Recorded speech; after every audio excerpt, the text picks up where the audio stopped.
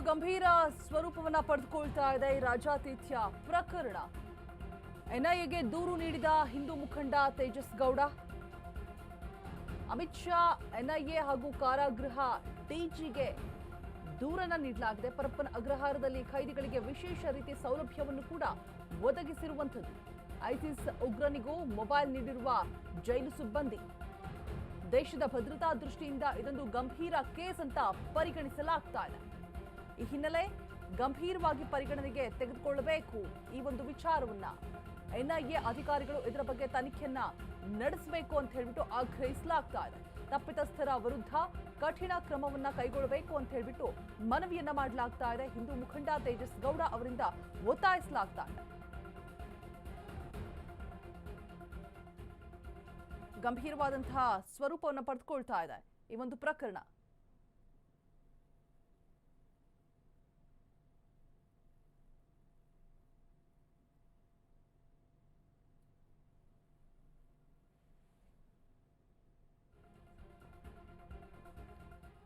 So ಬಗ್ಗೆ ಹೆಚ್ಚಿನ ಮಾಹಿತಿಯನ್ನ ಕೊಡೋದಕ್ಕೆ ನಮ್ಮ ಪ್ರತಿನಿಧಿ ತೇಜಸ್ ಗೌಡ ಅವರೊಟ್ಟಿಗೆ ಒಂದು ಚಿಟ್ಚಾಟ್ ಮಾಡಿದ್ದಾರೆ. ಏನು ಹೇಳಿದ್ದಾರೆ ಬನ್ನಿ ಕೇಳಿಸ್ಕೊಂಬರೋಣ.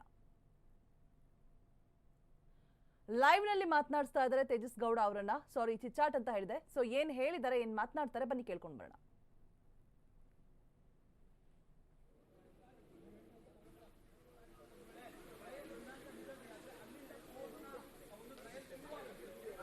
ಎಸ್ ರೋಜಾ, ಈಗಾಗಲೇ ತೇಜಸ್ ಗೌಡ ಅವರು ಒಂದು ಮನವಿಯನ್ನ ಕೊಟ್ಟಿದ್ದಾರೆ.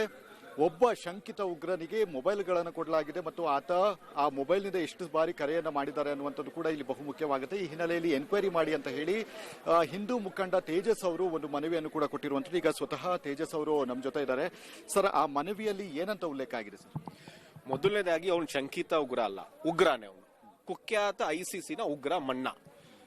ನಾವು ಒಂದು ಆ ವಿಡಿಯೋದಲ್ಲಿ ಗಮನಿಸಬಹುದು ಏನು ಅಂತಂದ್ರೆ, ಬಾಂಗ್ಲಾದೇಶಿನ ಉಗ್ರ ಮತ್ತೆ ಈತ ಯಾರು ಉಗ್ರ, ಐಸಿಸ್ ಉಗ್ರ ತಿಲಕ್ ನಗರದಲ್ಲಿ ವಾಸವಿರ್ತಾನೆ ಮಣ್ಣ, ಹಂಗೆ ಫೋನ್, ಆಂಡ್ರಾಯ್ಡ್ ಫೋನ್ ಕೊಟ್ಟಿರ್ತಾರೆ. ಅವನು ಆಚೆ ಇದ್ದನು ಸಹ ಫೋನ್ ಅಲ್ಲಿ ರೆಕ್ರೂಟ್ ಮಾಡ್ತಿದ್ದ. ಯಾರು ಇಕ್ರಾ ಸರ್ಕಲ್ ಅಂತ ಒಂದು ಸಂಸ್ಥೆ ಸರ್ಕಲ್ ತರ ಮಾಡಿಕೊಂಡು ತುಂಬಾ ಕೆಲವೊಂದು ಯುವಕರನ್ನ ಬ್ರೈನ್ ವಾಶ್ ಮಾಡಿ ಟೆರರಿಸ್ಟ್ ಸಂಘಟನೆಗಳಿಗೆ ಅವನು ರೆಕ್ರೂಟ್ ಮಾಡಿಕೊಂಡು ಸಿರಿಯಾ ಮುಂತಾದ ದೇಶಗಳು ಕಳಿಸ್ತಿದ್ದ. ಅವನನ್ನ ಬಂಧನ ಮಾಡಿ ಎನ್ಐಎ ಅಧಿಕಾರಿಗಳು ಇವತ್ತು 2 years ಅಂದ್ರೆ ಬೆಂಗಳೂರು ಜೈಲಲ್ಲಿ ಅವನ್ನ ಬಂಧನ ಮಾಡಿ ಇಡ್ತಾರೆ. ಅಂತವನಿಗೆ ನೀವು ಯಾವ ಫೆಸಿಲಿಟಿ ಕೊಡಬೇಕು? ಆತನಿಗೆ VIP ಟ್ರೀಟ್ಮೆಂಟ್. ಆತ ಕೂತಿರೋದು ನೋಡಿದ್ರೆ ಸತ್ಯವಾಗ್ಲೂ ಅದು ಜೈಲ್ ಅಂತ ಯಾರು ಹೇಳೋದಿಲ್ಲ, ಯಾವ್ದೋ ಖಾಸಗಿ ರೆಸಾರ್ಟ್ ಅಲ್ಲಿ ಕೂತ್ಕೊಂಡಿದ್ದಾನೆ ಅಂತ ಹೇಳ್ತಾರೆ. ಇದೆಲ್ಲದಕ್ಕಿಂತ ಹೆಚ್ಚಾಗಿ ಒಬ್ಬ ಉಗ್ರನ ಕೈಯಲ್ಲಿ ನೀವು ಮೊಬೈಲ್ ಕೊಡ್ತೀರಾ ಅಂತಂದ್ರೆ ಆ ಲಜ್ಜೆಗೆಟ್ಟ ಜೈಲರು ಮತ್ತೆ ಅಧಿಕಾರಿ ಏನ್ ಕೆಲಸ ಮಾಡ್ತಿದ್ದಾರೆ ಅಂದ್ರೆ, ನಿಮ್ಗೆ ದೇಶದ ಹಿತಕ್ಕಿಂತ ನಿಮ್ಮ ಸ್ವಾರ್ಥ ಮತ್ತೆ ನಿಮ್ಮ ಭ್ರಷ್ಟಾಚಾರ ಮುಖ್ಯ ಆಯ್ತಾ? ನಿಮ್ಮ ಸ್ವಾರ್ಥ ಎಷ್ಟು? ನಿಮ್ ಕಾಸು ಕೊಟ್ರಿ ಏನ್ ಬೇಕಾದ್ರೂ ಮಾಡ್ತೀರಾ ನೀವು? ಯಾವ ಮಟ್ಟಕ್ಕಾದ್ರು ಇಳಿತೀರಾ ನೀವು? ದೇಶದ ಭದ್ರತೆ ಬಗ್ಗೆ ನೀವು ಯೋಚನೆ ಮಾಡಕ್ ಹೋಗಲ್ಲ. ಒಬ್ಬ ಉಗ್ರಗ್ ಮೊಬೈಲ್ ಕೊಡ್ತಾನೆ ಅಂತ ಅಂದ್ರೆ ಆ ಅಧಿಕಾರಿ, ನನ್ನ ಪ್ರಕಾರ ಆ ಅಧಿಕಾರಿ ಸಹ ಉಗ್ರಗಾಮಿನೇನೆ. ಈ ಕೂಡಲೇ ಸರ್ಕಾರ ಯಾವ ಅಧಿಕಾರಿ ನೀವೇನ್ ತನಿಖೆ ಮಾಡ್ತಿದ್ದೀರಾ, ಯಾವ ಅಧಿಕಾರಿ ಮೊಬೈಲ್ ಕೊಟ್ಟಿದ್ದಾನೆ ಆ ಉಗ್ರಗಾಮಿನ, ಕೂಡಲೇ ಇಲಾಖೆಯಿಂದ ವಜಾ ಮಾಡಿ, ನೀವು ಸಸ್ಪೆಂಡ್ ಮಾಡಿ 6 ತಿಂಗಳು ಆದ್ಮೇಲೆ ತಿರ್ಗಿ 6 ತಿಂಗಳ ಆದ್ಮೇಲೆ ರಿವೋಕ್ ಮಾಡಿ ಬೇರೆಲ್ಲೋ ಮಾಡ್ತಾನೆ. ಒಬ್ಬ ಉಗ್ರಗಾಮಿಗೆ ನೀವು ಮೊಬೈಲ್ ಕೊಡ್ತೀರಾ ಅಂದ್ರೆ ಅವನು ಪೊಲೀಸ್ ಆಗೋದಕ್ಕೆ ನಾಲಾಯಕ. ಅವನು ಏನಕ್ಕೆ ಅಂತಂದ್ರೆ ಉಗ್ರಗಾಮಿ. ಅವನು ಉಗ್ರಗಾಮಿ ಅಂತ ಬಂಧನ ಮಾಡಿ ಜೈಲ್ ಇಕ್ಕಿದ್ ನೀವು ಅವನಿಗೆ ತಮ್ಮ ಕಾಸಿಗೋಸ್ಕರ ನೀವು ಮೊಬೈಲ್ ಕೊಡ್ತೀರಾ ಅಂತಂದ್ರೆ ಇದು ತುಂಬಾ ಗಂಭೀರವಾದಂತ ವಿಚಾರ. ಇದ್ರ ಜೊತೆಗೇನೆ ಜುಲೈ ತಿಂಗಳಲ್ಲಿ ಎನ್ಐಎ ಅಧಿಕಾರಿಗಳು ಜೈಲ್ಗೆ ರೈಡ್ ಮಾಡ್ತಾರೆ. ದಾಳಿ ಮಾಡಿದ ಸಂದರ್ಭದಲ್ಲಿ ಒಬ್ರು ಡಾಕ್ಟರ್, ಆಕೆ ಸ್ಟಾಫ್ ಮತ್ತೆ ಮತ್ತೊಬ್ಬ ಉಗ್ರ ನಸೀರ್ ಅಂತ ಇದ್ದಾನೆ. ನಾಸೀರ್ಗೆ ಮೊಬೈಲ್ ಕೊಡೋ ಆರೋಪದಲ್ಲಿ ಅವ್ರನ್ನ ಬಂಧನ ಮಾಡ್ತಾರೆ. ಈ ಡಾಕ್ಟರ್ ಯಾರಿದೆ ಸೈಕ್ಯಾಟಿಸ್ಟ್, ಅವ್ರನ್ನ ಎನ್ಐಎ ಎನ್ಕ್ವೈರಿ ಮಾಡಿದಾಗ 1.25 ಕೋಟಿಯಷ್ಟು ಮೊಬೈಲ್ ಕೊಟ್ಟಿನೇ ಇದು ಸಂಪಾದನೆ ಮಾಡಿರ್ತಾರೆ. ಅಂದ್ರೆ ನೀವು ಅರ್ಥ ಮಾಡ್ಕೊಳ್ಳಿ ಯಾವ ಮೂಲದಿಂದ ಈ ಉಗ್ರಗಾಮಿಗಳು ಅವ್ರಿಗೆ ಹಣ ಸಂದಾಯ ಮಾಡ್ತಿದ್ದಾರೆ. ಟೆರರ್ ಫಂಡಿಗೆ ಏನಾದ್ರು ಆಗ್ತಿದೆ ರಾಜ್ಯದಲ್ಲಿ, ಇದೆಲ್ಲ ತನಿಖೆ ಆಗಬೇಕು ಅಂತ ನಾನು ಕೇಂದ್ರ ಗೃಹ ಮಂತ್ರಿಗಳಿಗೆ ಮತ್ತೆ ಎನ್ಐಎಗೆ ನಾನು ಮೇಲ್ ಮುಖಾಂತರ ಕಂಪ್ಲೇಂಟ್ ಅನ್ನು ದಾಖಲು ಮಾಡಿದ್ದೀನಿ.